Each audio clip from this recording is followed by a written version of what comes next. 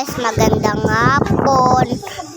Meeting nga po pala kami sa school para po sa president po tsaka sa pagbigay namin ng gamit. Po pala ang bigayan ng mga gamit namin. Ang dami po talaga guys. Pagkatapos po ng meeting namin, umalis na po kami sa school. Pagpunta naman po kami sa ospital. Gusto po nilalagdan po si Bea at tsaka makatuan kami nandyan.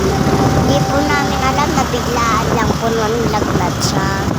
Kaya po yan, papunta lang po kami sa ospital. Nasa biyahe na po kami guys. Kaya na ko guys, ang mahal ng gamot ni Bea.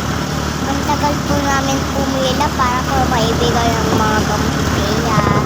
Yung iba po, binili po ni Mama. Napakamahal pa po. Ito na lang po muna guys. Agad nito na lang ang video natin. Bye-bye. Maraming salamat sa panonood. Like na pala ng aming video. Bye-bye. Ingat po kayo palagi. I miss you.